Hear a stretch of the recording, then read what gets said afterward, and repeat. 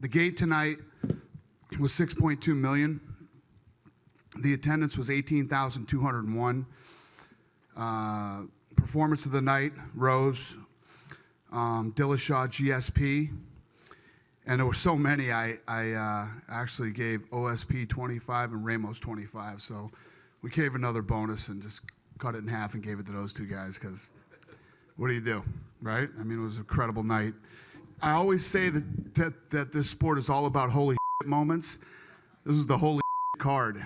It was, I mean, every time I would get up to walk over to the octagon, the whole row behind me was going, holy shit, or wow, or, you know, it's no matter how much of an expert you are or you think you are, the sport's crazy. You never know. And I didn't win. You know, ultimately that's why we do it. George was the better man. I felt good in there. Just got clipped. That's the way it goes. You go down and he locked up. He was very strong. You know, he had a good grip. I was trying to fight his hands. You know, not a lot more you can say, really. I felt good in there. Felt like that, you know, when he took me down, I could get up when I wanted. I beat him up with some elbows off the back. He wasn't, I felt in control on the feet. But, yeah, God bless him. Good for him. That's the way it goes. He's fast, you know. He was ready for those leg kicks coming in, and every time I was setting up my kicks, you know, he's avoiding them, you know.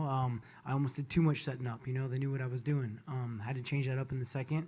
And because of how good a shape I am, I was able to bounce right back from that right hand, you know. I mean, I knew he had a dangerous right hand and came back in and, you know, cleared out the cobwebs a little bit. I am the better fighter out there. You know, he was able to capitalize on a low left hand, a right hook, you know, that. You know, hats off to TJ. You know, he battled back, you know, from losing his title, and he was a hungry man. But I still am the better fighter in there, and I'll show that in the rematch.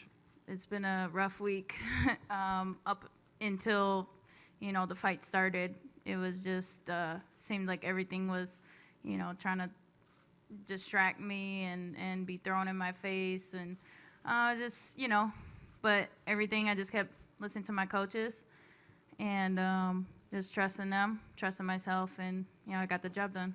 But I will keep my head up. I'm not a champion anymore, but I will be back stronger.